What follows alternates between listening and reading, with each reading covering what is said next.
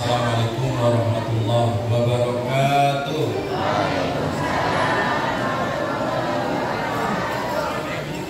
Ubur-ubur ikan sepat yang jawab salam mudah-mudahan mendapat syafaat. Allahumma amin. Ubur-ubur makan bakpia ada? Nggak ada ya? Mudah-mudahan yang jawab salam semakin bahagia. Ubur-ubur ikan patin. Mudah-mudahan anak-anakku semua yang mondok di sini hafalannya mungkin.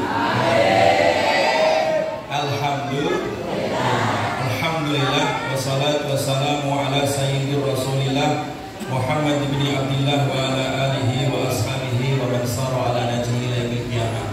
Amma ba'd. Hadratul muhtaramin, para alim, para ulama, sesepuh, dan juga wabil khusus kepada sahabat kami, beliau Dr. Abi Adi Nur Hayat LCMM. Ini sahabat saya kuliah 7 tahun kuliah bersama-sama, mendapat beasiswa dari Kedutaan Arab Saudi. Alhamdulillah sampai sekarang terus hubungan silaturahim, dan termasuk putra saya, alhamdulillah Faik, saya titipkan di sini 2 tahun 1 bulan selesai hafalannya 30 juz. Alhamdulillah. Kalau sama bapaknya sendiri ditawar masalahnya. Nah, itu makanya kenapa harus memondokkan ke tempat orang lain. Walaupun saya punya pesantren sendiri, walaupun saya ada kampus sendiri, tetapi tetap saja sunnatullahnya begitu, dititipkan. Kepada yang kita hormati Al-Mukarram Bapak Haji Lis, alhamdulillah hadir, dan juga kepada yang kami hormati Bapak RT, Bapak Sekdes Manaur, juga para tokoh ulama, para sesepuh. Di sini juga hadir Kiai Yusuf. Alhamdulillah, mudah-mudahan beliau diberikan kesehatan oleh Allah, panjang umur, mengasuh Allahumma amin. Dan juga Bapak dari Pokja Jasina, alhamdulillah hadir, dan semua yang tidak sebut satu persatu mudah-mudahan diberkahi oleh Allah, para wali santri yang juga hadir, para tamu undangan, dan para anak-anakku semua santri Baitul Quran yang diberkahi Allah. Mudah-mudahan kita semua amal ibadahnya diterima di sisi Allah. Allahumma amin. Di sini saya tidak akan panjang lebar ya, karena waktu maghrib tinggal sebentar ya. Hanya saja ingin saya pesankan yang pertama, berbahagialah Bapak Ibu sekalian yang punya anak dititipkan untuk mondok menghafal Al-Quran, karena jaminannya adalah syafaat. Allahumma amin. Walaupun Bapak Ibunya nggak hafal Quran, walaupun nggak bisa baca Quran, tapi anaknya bisa ngaji Quran, baca Quran, itu juga mendapat syafaat. Tidak hanya sekedar syafaat, tetapi dia diberikan mahkota kehormatan, tajul karomah, mahkota kehormatan. Jadi Bapak Ibu kelak di surga tidak sekedar masuk surga, tapi laksana raja. Kenapa? Karena diberikan mahkota oleh putra-putranya yang disuruh ngaji, disuruh hafal Quran. Ketika Bapak Ibunya kaget, loh, kan saya dulu orang biasa, gak bisa baca Quran, saya orang awam. Maka dijawab oleh malaikat, bi ahdi auladikuma Al-Quran, sebab dulu kamu perintahkan anak-anakmu untuk ngaji Al-Quran. Jadi Quran itu nggak ada ruginya, jamaah sekalian. Jadi Bapak Ibu punya anak hafal Quran, nggak usah khawatir nanti makan apa, kerja apa. Nabi mengatakan Al-Quran ginan la faqra ba'da. Orang yang ngaji Quran, orang yang menghafal Quran itu tidak akan fakir selamanya. Ginan, dia akan kaya selamanya, dunia dan juga akhirat. Jadi nggak usah takut gitu. Jangan khawatir anaknya hafal Quran itu akan menjadi syafaat di dunia dan juga syafaat nanti kelak di akhirat. Apalagi zaman sekarang Bapak Ibu sekalian, zaman sekarang ini zaman fitnah, zaman sekarang ini banyak tantangannya, zaman sekarang ini banyak godaannya, pergaulan bebas. Alhamdulillah di sini itu lingkungannya aman, lingkungannya steril, menyatu dengan alam. Jadi di luar sana anak-anak itu ya, anak-anak yang masih kecil-kecil baru gede, itu saja kelakuannya, akhlaknya, moralitasnya itu sudah hancur-hancuran karena nggak pernah disentuh dengan Quran. Saya pernah ngisi pengajian di Lapas Paledang di penjara Bogor situ ya. Di lapas itu pengajian akbar, kemudian dihadiri ribuan dari para narapidana, orang-orang yang di penjara. Ternyata di Bogor ini isinya itu mayoritas kok anak-anak gitu. Saya sampai nangis itu lihat anak-anak, tak tanya, "Nak, kamu usianya berapa?" Baru kelas 1 SMP. "Kamu kasus apa?" Kasusnya ngeri-ngeri gitu. Pantas kalau dia di penjara ditangkap sama polisi. "Kamu nak usianya berapa?" "Saya baru kelas 2 SMA." Ya Allah, anak-anak seusia ini masih belajar masuk penjara jamaah sekalian. Waliyadzubillah. Maka oleh karena itu, dikarenakan karena kurang pendidikan agama, jadi anak-anak ini terlalu bebas pergaulannya sehingga rusak masa depannya gara-gara tidak mengenal agama.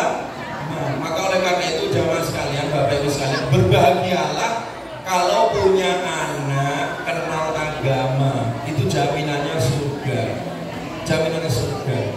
Ya, kebahagiaan orang tua itu kalau Bapak Ibu nanti sudah tidak ada, ya kan?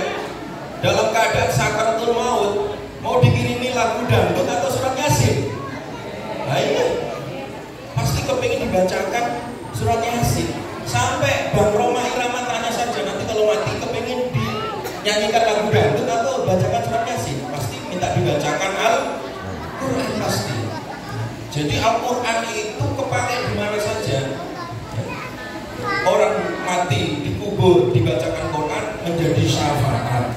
Makanya Rasulullah SAW beliau bersabda ketika orang sudah mati pindah alam dari dunia ke alam barzakh, itu yang bisa dibawa apa jamaah sekalian? Harta ditinggal, mobil ditinggal, keluarga ditinggal semua. Yang masih ada apa?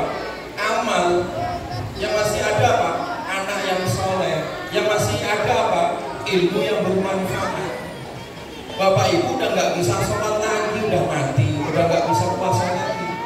Nanti cuma doa anak-anak itu yang menjadi syafaat atau amal.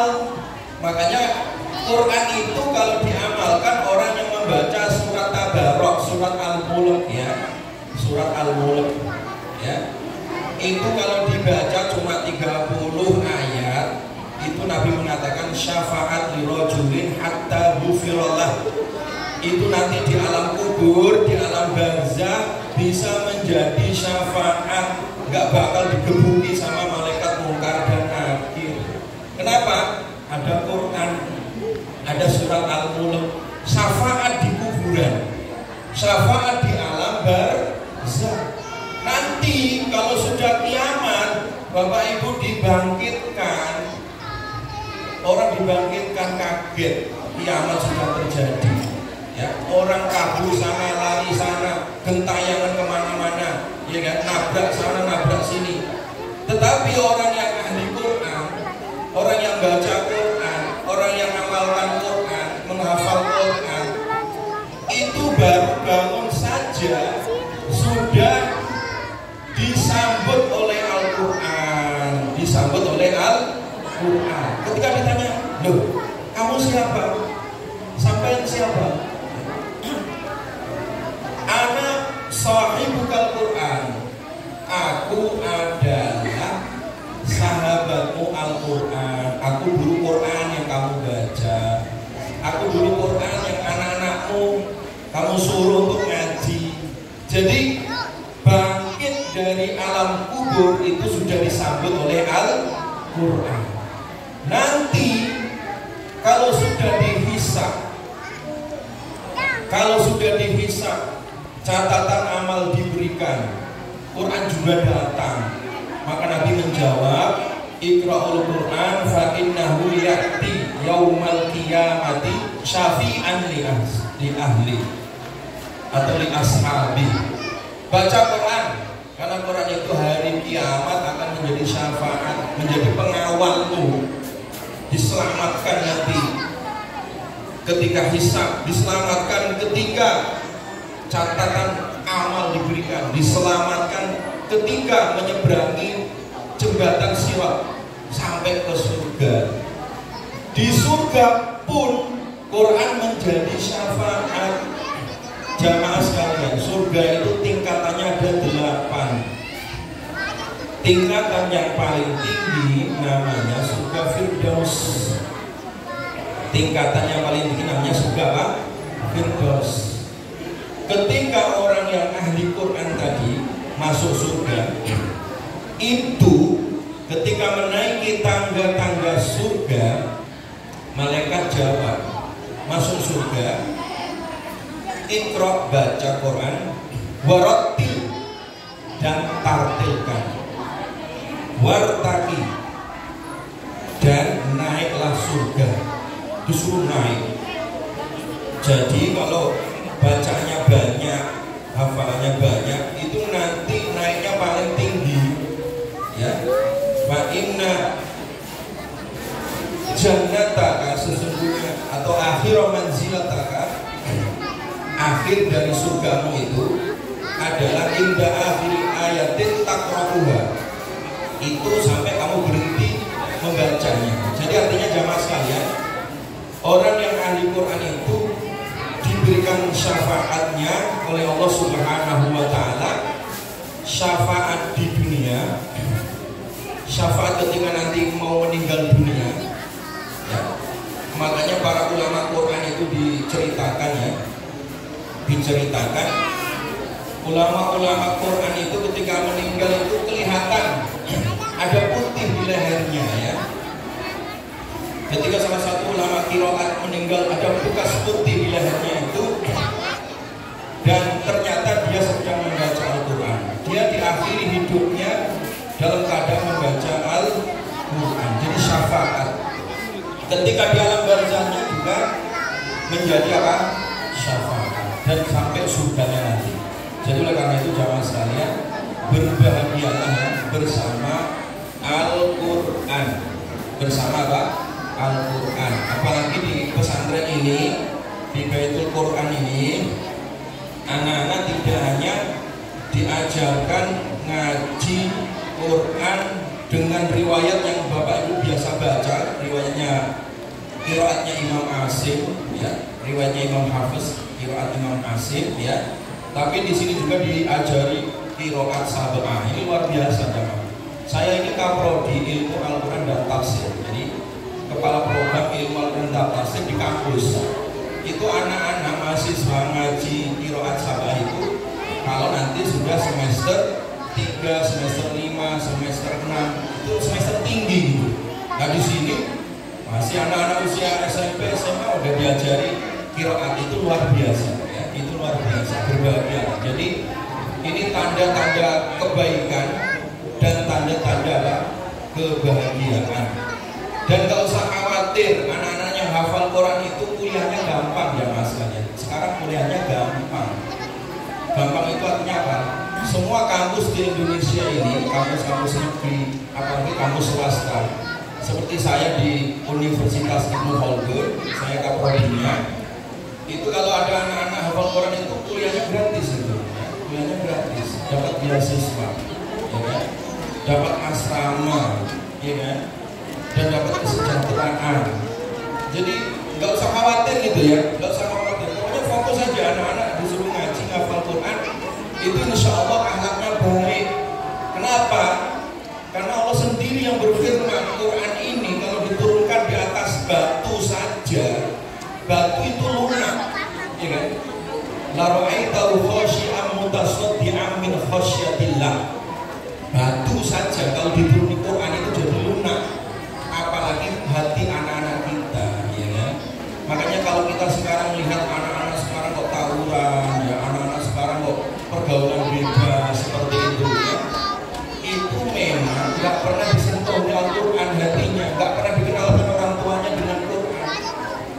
Tapi insya Allah dengan Quran itu anak-anak itu hatinya jadi lunak, akhlaknya baik, jangan sekalian, akhlaknya baik, ya.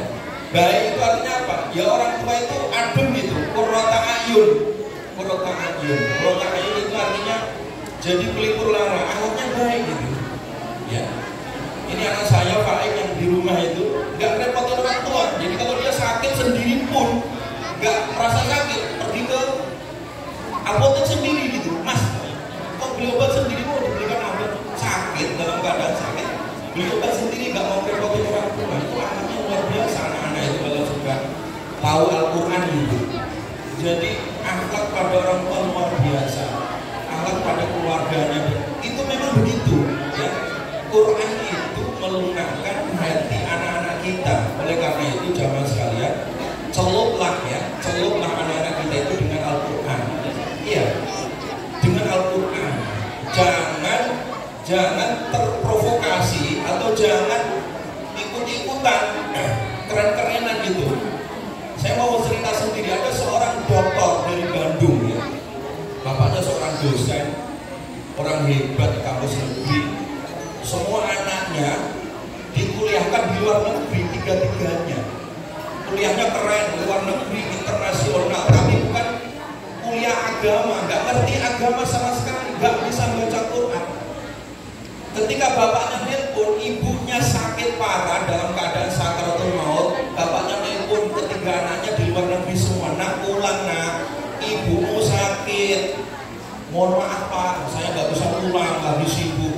Nah, anak yang kedua ditelepon, nak pulang, ibumu sakaratul maut. Mohon maaf Pak, nggak bisa, lagi ini kok repot. Satunya lagi juga sama, nak kamu pulang nak, ibumu mau meninggal dunia ini, alasan pekerjaan dan seterusnya. Bayangkan dalam keadaan ibunya sakit megap-megap gitu ya, mau meninggal dunia, anaknya yang pinter-pinter dikuliahkan di luar negeri tapi durhaka sama orang tuanya, akhirnya nyesel, ya. Sang dosen ini nyesel akhirnya, itu salah asuh. Ternyata dikira untuk didik anak itu hanya untuk nyari makan, dengan dikuliahkan tinggi-tinggi di luar negeri untuk cari makan. Iya, dia bisa dapat makan, tetapi dia hatinya keras, nggak mau bakti sama orang tua. Lah untuk apa gitu ya? Nggak ada manfaatnya. Nah, anak yang soleh itu anak yang dicelup dengan Quran. Ibunya ada, bapaknya ada, dia baik, birrul walidain. Kalau kau meninggal, dikirimi doa, bukan dikirimi petasan, dikirimi doa. Dikirimi doa, ya, di kuburannya, dikirimi doa setiap baca sholat dan begitu seterusnya. Inilah manfaat kenapa anak-anak itu harus diajari ngaji supaya hatinya menjadi lunak. Mudah-mudahan kita semua dan anak-anak kita semua menjadi anak yang soleh solehah. Allahumma amin. Orang tuanya diberkahi oleh Allah, amin Allahumma amin. Dan juga masyarakatnya diberkahi oleh Allah, amin Allahumma amin. Demikian yang bisa kami sampaikan, kurang lebihnya mohon maaf. Billahi taufiq wal hidayah. Assalamualaikum warahmatullahi wabarakatuh.